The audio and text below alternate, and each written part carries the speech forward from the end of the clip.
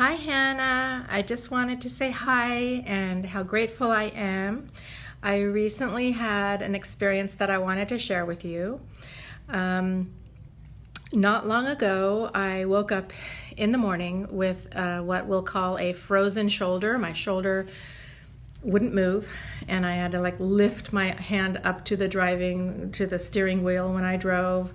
It was very, very painful, the kind of pain that normally we would go to the doctor and get a cortisone shot or something. It was very painful. And then after a couple of days, I realized, okay, wait, I know how to do this.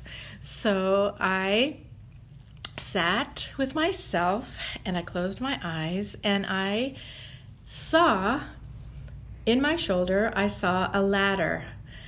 And I took it out just like you taught us.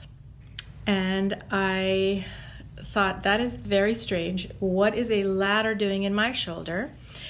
And then I, healed the shoulder the way you teach us. And I finished and really, really had to think hard. What is the significance of a ladder in my shoulder, of a ladder together? So it dawned on me that the ladder represented my resentment for my husband, who fell from a ladder that wasn't secured. And I carried a lot of resentment because I knew, because he told me, that the ladder was not secure, and he just went up on the ladder anyway, and he went up a 2-story building and he fell down, broke his ankle so severely and his toe that he had to have surgery. And at the time, he was unemployed. He was just, kind of doing handyman work. And this injury made it so that he was unemployed for another 6 months. Really unemployed this time. He couldn't do anything. And I really carried a lot of resentment about that. And this occurred 2 years ago. So anyway, but here's the miracle. The miracle is that within 24 hours, my shoulder was 80% healed.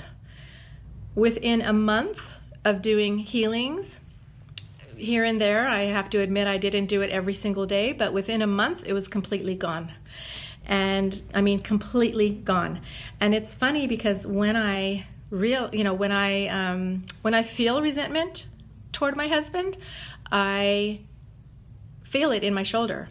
And I remind myself that's not okay because I'm the one who's getting sick.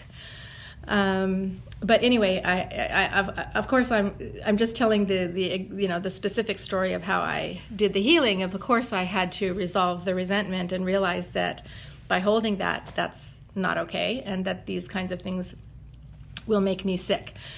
But here's the other part of the story. I am in the medical profession, and I had a patient who is a very well-known guru in mindfulness. And he travels all over the world, and he talks to big corporations like Hewlett-Packard, Facebook, all these big corporations. And he's paid a lot of money to talk to them about mindfulness and to sit them in a big room and talk to them about mindfulness. So we're discussing, his lifestyle and what he does for a living, because it affects how I would prescribe what I would do for him. And at the end of our professional meeting, I asked him if I could share with him something that I know, and he was all about it. So I explained my shoulder story. So there's 2 miracles in this video here. The first miracle is I was able to heal my shoulder because you taught me how. So grateful. And the second story is that when I finished my story, the same story I just am telling you, he said to me, and he was very intently listening the whole time, he said to me, "Can you teach me how to do that?" And I'm just like, my jaw probably fell, and I'm like, wow, because obviously people can talk about mindfulness all day long, all over the world, but never do they have the tools that you teach for us to actually heal ourselves. So I thought, wow, that's That's really something. And it just reinforced my understanding and my belief in your tools and how you teach us how to take care of ourselves and to love ourselves, and that when we do, we end the suffering, and our children are better as well, and our families. Anyway, so I hope you're having a great trip in Israel, and I hope this video came over properly.